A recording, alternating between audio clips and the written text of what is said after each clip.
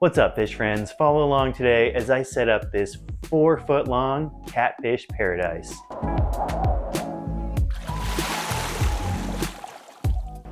Backgrounds are completely unnecessary, but can be a sweet touch for one of those tanks that you're just going all in on, like I am with this one. So I've always wanted to try this window tint. This is my first time. It recommended a product to spray on the back of the glass and then seal the window tint in, but I ignored them and used water, which ended up not working, and I had to eventually tape up the edges, which looked just fine. But word to the wise, you might want to buy that product if you're going to try this out. I got a big old pile of Cereus stone that I'm going to be using to create a barrier.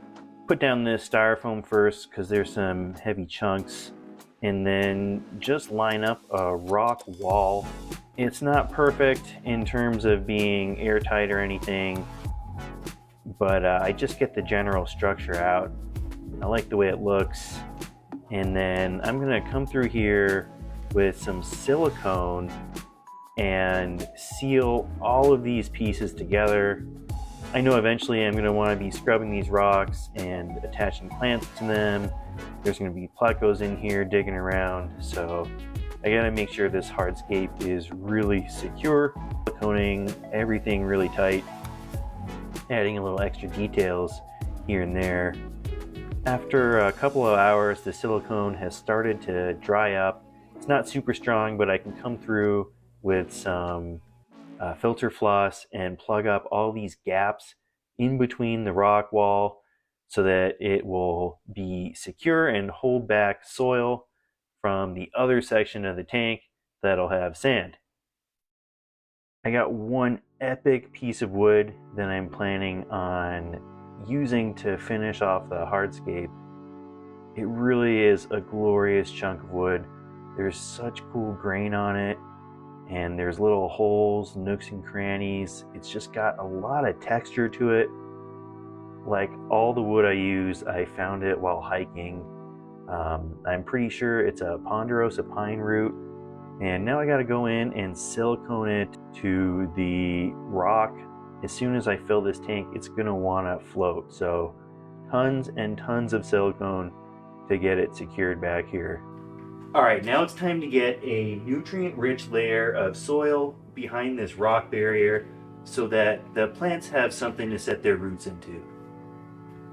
I'm using some of this used stuff that I got from someone. I think it's 88 Amazonia, and it's got like power sand and some other stuff underneath. I don't know how much nutrition this has left. It was used for under a year, so I think it's still gonna have lots of good stuff in it. I'm just gonna create a layer of this underneath and then fill it in with these bags of soil that I have. I don't think there'll be enough on their own. That's why I'm using used stuff as well. And then all I'm gonna do is just level this out. It's really not that thick of a layer. And then I'm gonna smash up some root tabs and mix it in with that bottom layer just so that it's super nutrient rich. Pretty easy process. Just get this right there, hammer this, and sprinkle these all around.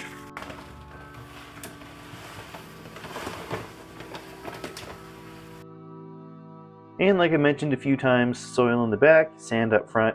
I'm using Carib Sea Supernaturals, kind of splurged a bit. I usually go for pool filter sand, but this is extra soft. It's going to be great for the 24 or so cories that are going to end up in this tank.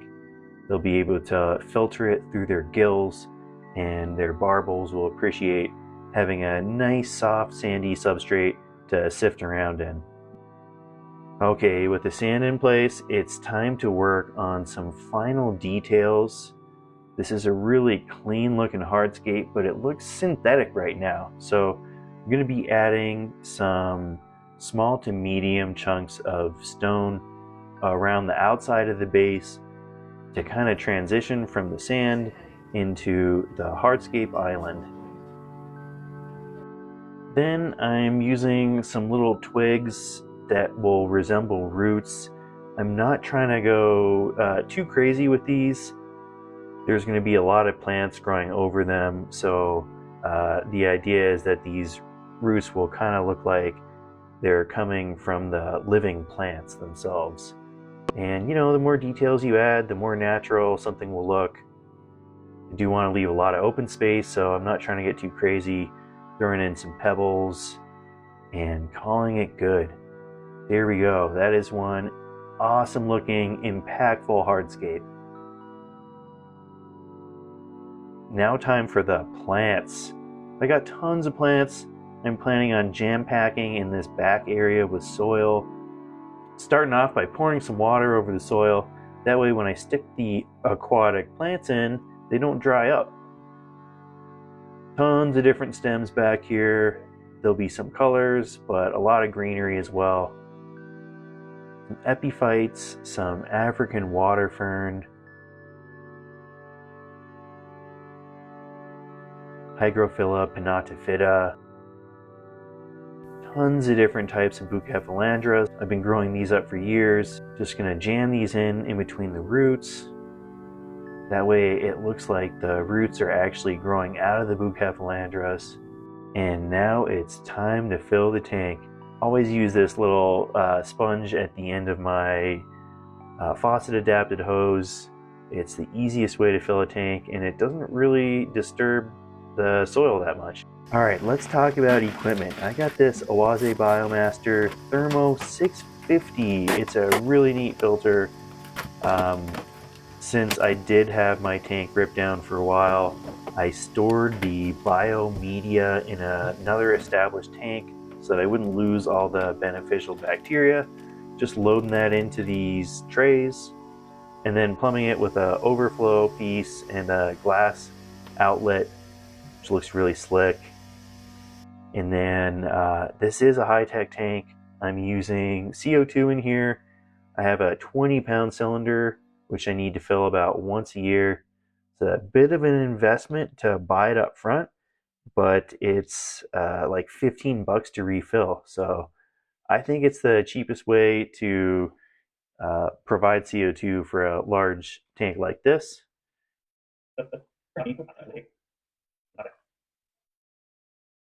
And then in terms of lighting, I got a Chihiros WRGB2. And now for the hardest part, patience. Giving this tank some time to fill in.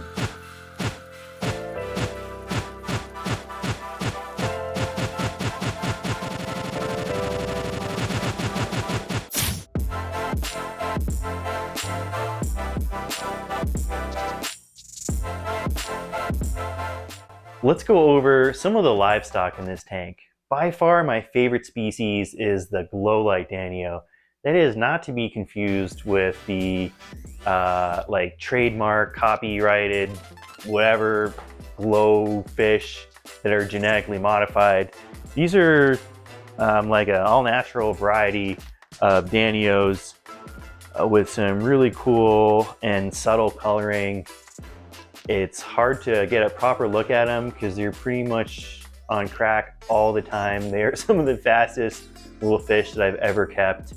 One cool thing about having kept a lot of the plants trimmed back, I thought these guys would spend most of the time back there, but they actually have favored the front of the tank, this little cave area here. There's some leaves, and then there's a lot of entryways, you know, little gaps and tunnels, bridges that go back into the plants, so they kind of flutter back and forth. Something really cool about the danios is at night, when the lights start doing their sunset mode and ramping down, the danios really clump together as such a tight-knit school. There's about 20 of them in there, and they just zig and zag back and forth really close together, like acting like crazy crackheads, zipping around. Some other cool fish in this tank are the Kubotai rasboras. Just like ultra highlighter green fish. They don't have like as much personality as the glow light Danios, but they are really pretty and they just kind of putz along. They really do prefer this open area of the tank, and for any other tank I've kept them in, they do seem to enjoy the open areas.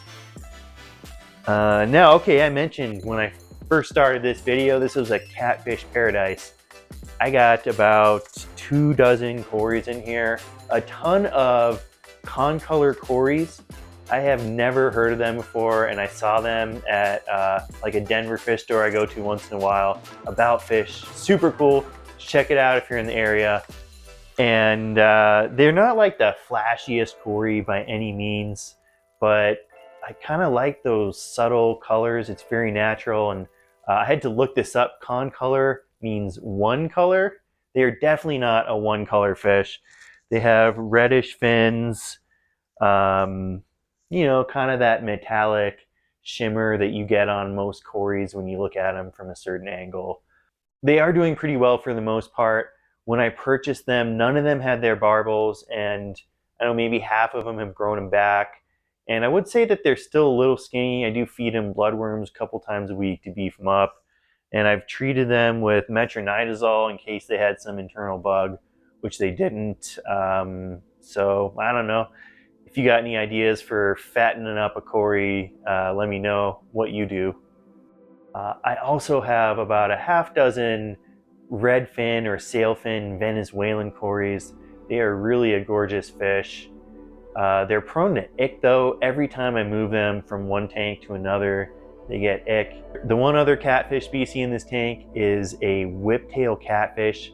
I have 2 of them in there that my buddy gave me who breeds them.